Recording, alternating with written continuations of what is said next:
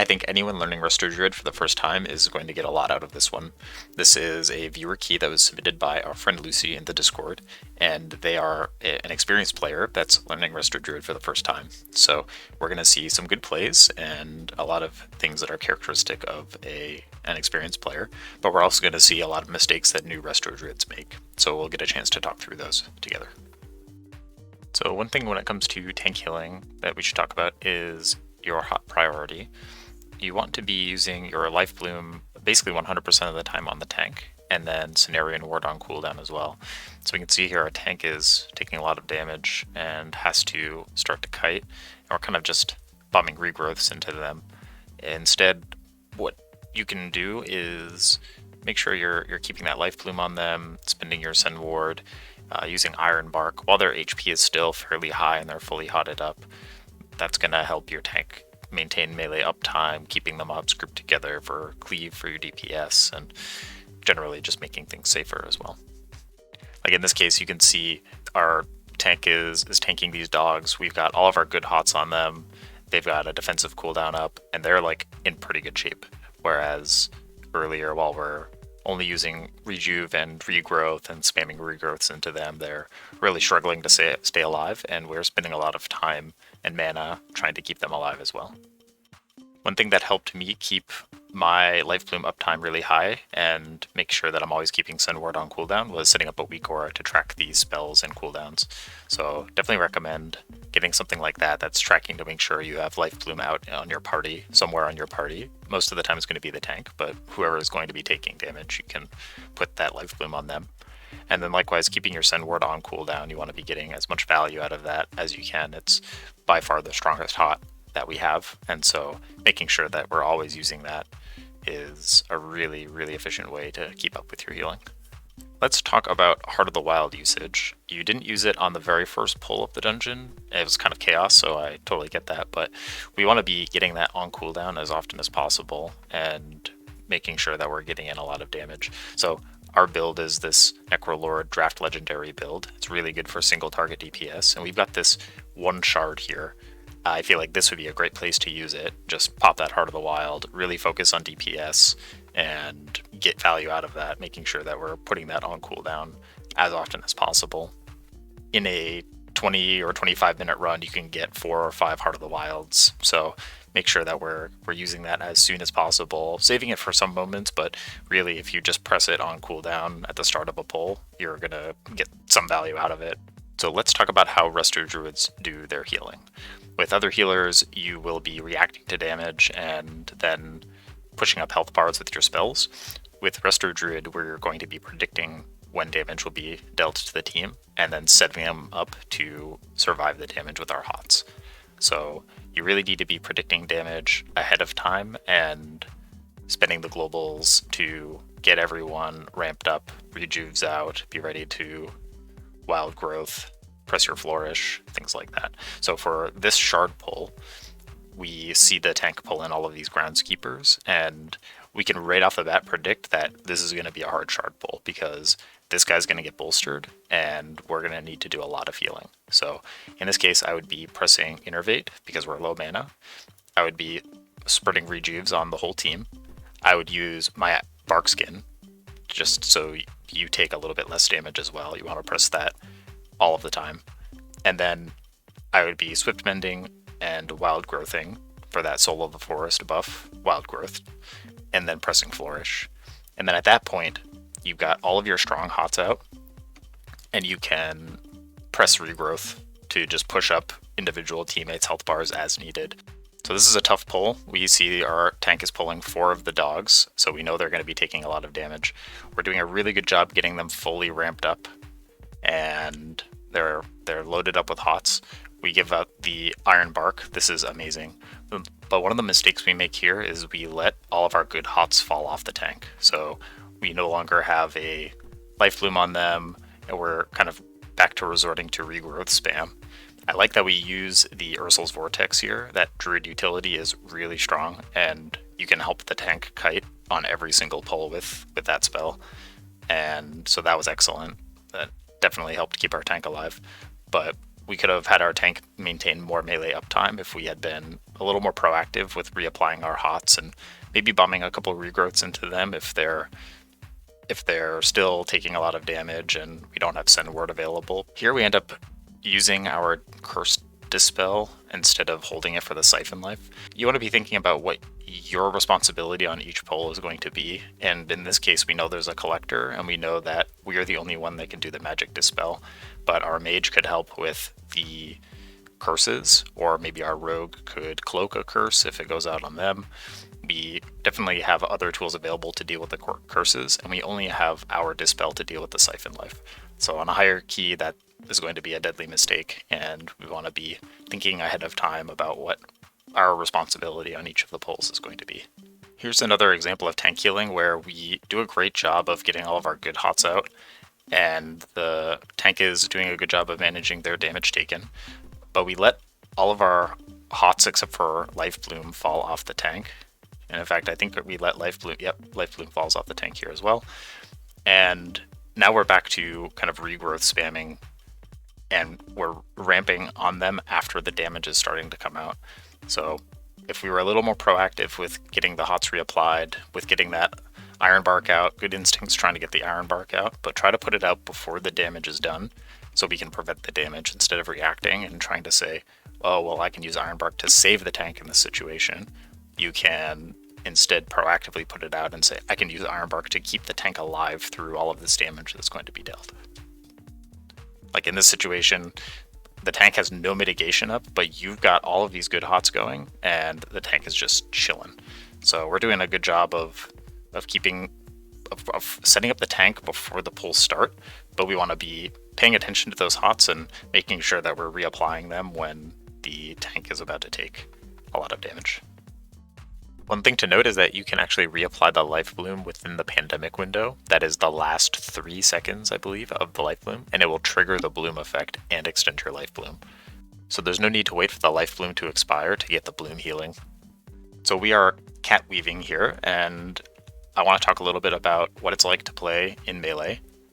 We want to make sure that we're watching our positioning. So here we're kind of stacking on the tank, and there's a tank buster here, this crumbling slam, and it's going to cleave on any nearby players. So this didn't kill you here, but on a higher key, that's definitely going to kill you. So you really need to watch your positioning for those melee mechanics.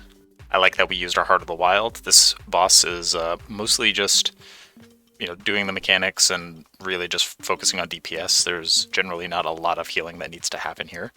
Because all of the damage in this fight is either predictable or avoidable, it's a great opportunity to practice trusting your hots to do your healing, so you can spend more time in cat form dealing damage. This is a really hard habit to break because you're probably so used to your pug teammates just taking loads of avoidable damage and it being very unpredictable, but it's good to get into the habit of recognizing the opportunities that you'll have to not need to just be pushing your teammates' health bars up, and this is going to buy you a lot of time to deal extra damage. So this is one of the harder bosses in the dungeon. Our main goal here is to be prepared to heal through all of the adds dying. So when the adds come out and they die, they're going to deal damage to the whole party, and we want to make sure that we're ramped and ready to go when that happens. So we can see here these adds are out, a bunch of them start dying, we're taking a bit of damage. This is a nice wild growth. We also want to be ready to Curse Dispel the player that gets targeted by the leap, and then make sure that we are avoiding the damage as well. So we dispelled our hunter here, and it ended up being our mage that got it. They didn't Curse Dispel themselves for some reason, but regardless, we want to be dispelling them and getting out of the way of the leap. One other thing you can do is try to bait these Blood Torrent puddles away from the middle of the play area. One of the things that makes this so difficult is the area that gets denied over the course of the fight. We did a good job Curse Dispelling ourselves here, but we should also look to Wild Charge out of that every time we get targeted by it. We're doing a good job of using our Bark Skin and just pumping healing into ourselves, but because of that, we're not able to heal the Rogue, who was also hit by the leap, and the Rogue ends up cheating and then ultimately dying. If we had avoided the damage ourselves, we may have been able to focus more on the Rogue and keep them alive. So I want to quickly talk about UI. I like Lucy's UI overall. The party frames are nice. They're large, they're easy to see, and you have all of your important hots and defensive abilities on them. You see what you need to dispel. That's really great. I'd like to see you turn on the Omni CD cooldowns. I see you're using Omni CD from your interrupt tracker, but we should also turn on the defensive cooldowns so we can make better decisions about who to prioritize healing on. This is going to become more important on higher keys. You'll be able to know when your mage can alter time or your rogue can cloak or press evasion. These abilities are really strong and have short cooldowns. Your teammates should be using them often, and it's going to help save you a ton of time so you can do more damage, and also save you a lot of healing that you'll need to get done as well. One other thing I'd like to see would be your main cooldowns right kind of in the middle of your screen. So like a weak aura pack like what Growl has, or there's a bunch of good ones on Wago. Just anything that puts your important cooldowns close to your character so you don't have to move your eyes all the way to the bottom of the screen, away from your party frames, away from your feet. You want to be making it as easy as possible to know what buttons you have available at the start of a pull, or when something becomes available partway through a pull that you might need. And having your cooldowns always present in the middle of the screen is a great way to do that. So this boss has like nearly no healing requirement if you just pull a boss. So you really want to just be in melee and doing as much damage as possible. The only case where you do need to do some healing is a little bit during the hunting fixation, and if volley goes off or some of the bolts don't get kicked, then you may end up needing to do a little bit of healing there. But honestly, most of this fight is just you chilling and dealing damage. In this case, we pulled one of the birds and tamed it. If the Venthyr player doesn't know how to tame both birds, what you can do is after the bird flies away, go and moonfire the other one and pull it into the boss arena, and then your Venthyr player can tame it and use it for the second half of the fight. So this room on Explosives Week is actually very hard. This is like, you're going to be spending pretty much all of your first like half of your globals on just dealing with the explosives. So you're doing a really good job here of prioritizing the explosives. There's not a lot of healing that needs to happen in this room. You just need to heal through a few of these fixates, and we're doing a great job there. And really just prioritizing the explosives is the move here. There's a non-trivial wipe risk of letting these explosives go off, and everyone else is trying to deal with all of the ads and deal damage. It's really your job to deal with the explosives in here, and we're doing an excellent job of it. One thing you can do is, instead of using Sunfire to deal with explosives, hit them with Moonfire instead. It does a little more direct damage and it costs half as much mana. The only reason to Sunfire would be if you're trying to intentionally cleave the Sunfire onto nearby mobs, and that's perfectly reasonable as well, but you want to be doing that proactively instead of just always hitting Sunfire just because. So for this last boss, there's not a ton of healing that you need to do outside of the one tank mechanic, this Stigma of Pride. You want to make sure that you're healing through that. When the dot is about to expire, it's going to be dealing a lot of damage, so you need to focus on that.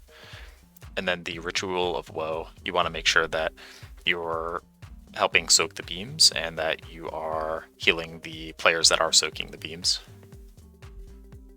So right here, we miss a little bit of soaking, and so we take a lot of damage.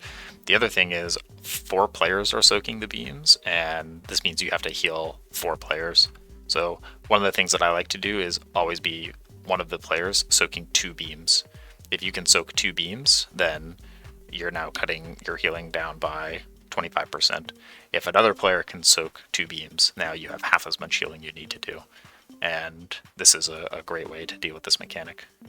The way you soak 2 beams is by just standing in the boss's hitbox in between 2 of the beams, and both beams will end up hitting you. So yeah, we don't soak for a long time, and we end up taking a lot of damage here. And that was a really good Tranquility that did a ton of healing.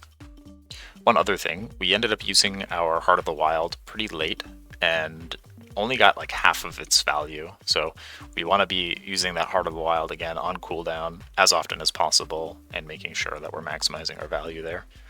We want to fit as many of those casts into the dungeon as possible. Now, most of this video has been constructive criticism, but I think that there's also a lot of really good things that Lucy did here. So first, they're always casting. You basically never see them sitting with idle time and missing globals. They're also very liberal with their healing cooldowns. They're using Tranquility a ton of times throughout the dungeon, and Iron Bark, and they use Flourish at great times as well. They're doing a great job of dropping their Ursul's Vortex and helping the tank kite when the tank is taking tons of damage. And overall, this squad totally wrecked this key. They did a great job, they two-chested it, and they should definitely be pushing higher. I would love to see them going after some higher keys. Thanks for watching my first viewer key VOD review. If you are a new Resto Druid, let me know in the comments what tips you found helpful here. And if you're an experienced Resto Druid, let me know what tips you have for new Resto Druids. Definitely interested in hearing what other people struggled with when they were starting out. I know I made a lot of these same mistakes and more when I was starting out, and so I can sympathize with new Druids learning the class. But as you practice and get better, it's a really rewarding class to play.